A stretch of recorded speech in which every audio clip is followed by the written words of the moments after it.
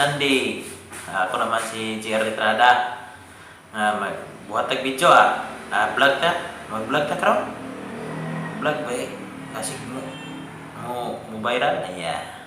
Pero try lang kita. Vlog ko kasi time welcome ba? Wala mo katabang kita. Buhat lang kita mga vlog ko para maka-engage ta.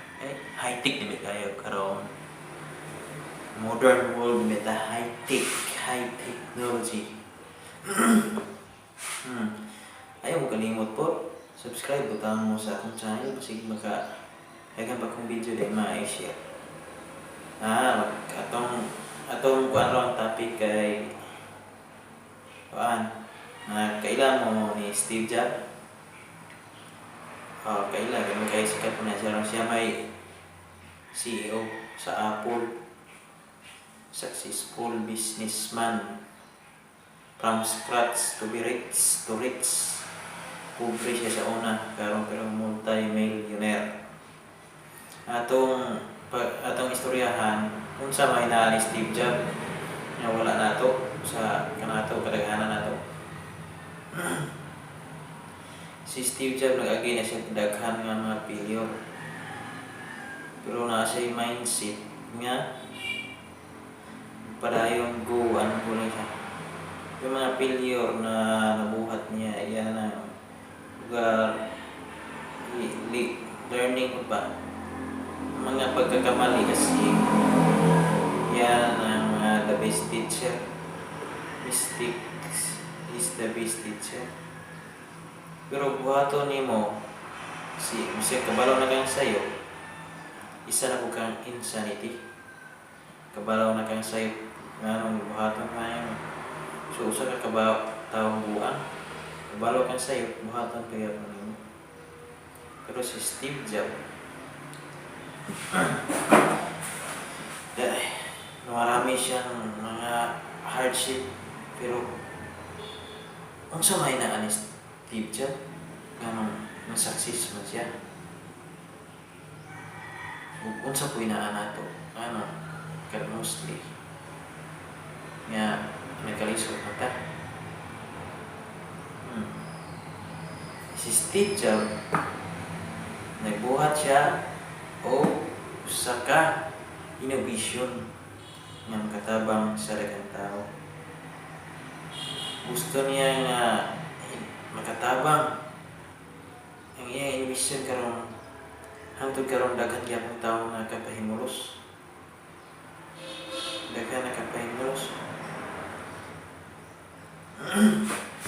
Pero kita mga tao, sigara mga Pinoy, Bisaya, Parinagko, gusto ta ato orang gusto ta mag-negosyo pero gusto ta patubog dako sa itong negosyo para makita og dako ang atong kaugalingon nga mga palitas ang mga butang unsay nato. So gitubuan nato ang usa ka item para makikita ta mo ginansya. So kuan po ta nagduot po ta sa usa ka customer nga wa ta nagkaliso no kasagaran ba nato mga Pinoy mga trabahante utok trabahante utok pero wala tayo padita pareha utok nila ng mga gukumoy gusyutan ramon wala ta ng UPT UPS UPM wala ta na gusto lang na ato ang gulingon trabaho sigit kay para makita ta sa minimum wage. Pero sila yung mga successful businessman na sila UPM gigamit nila ang kwarta para mo sinira ito kwarta gipatabawan lang kwarta para mo sinira ito kwarta others people's money. Wala po na sila loan para ilang ipatrabaho ko ng kwarta. is yung others people's skills. Third, di ba, kita tanan, iba, kada usa na to, naman tayo skills, pero naa pa yung labaw na to, skills. Grabe pag skills na to. So, mga gagamit nila mga successful entrepreneur. Others people's skills. Hindi kita katigo mo skills to, pero naa dito eh. Kauban na to. Mamay ka mo skills to. Pero under mo na to, networking ba? Networking. Ay siya, daghan ka siya nakuha na tao, napasulog. So ikaw naman sa babaw. So piring aparta. So gigamit ang others people's skills. So upiti. Upiti others people's time. Oh, kasi matulog pa ka, ay kita mga trabante. Wala tayo, kung magkasakita, magkibulos ka, di tayo ganang usulos trabaho, wala gyapon ta. Wala gyapon yung kwarta mo usulos ng usap.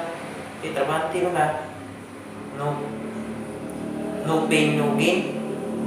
Pero sa mga entrepreneur, successful entrepreneur, gigamit nila ang time sa lain tao, yung tinatawag na UPT, others people's time, para mo generate ko na, bahala matulog pata, matulog pa, tibok adlaw, pero naarga kung masulog kwarta, sa mga successful businessman, entrepreneur like Steve Jobs, ginagamit nila yung mga oras sa lain tao, kasi kuhaan pa na sila dito, mag-beaching, mag-surfing, kita rin. Ano na siya, itawag ko, all of the above is leveraging. So, guys, dapat, naalang ko ipabilin nga quotes, Tagalog na ni siya. Habang may pagkakataon ka na gumagawa ng mabuti, gawin mo kasi hindi yan magbubunga ng masama. Guys, huwag niyo kalimutan mag-subscribe sa channel. Kung click the bell button para kasi na pa ko yung dagang ma-share dahil. Salamat sa pagtanaw.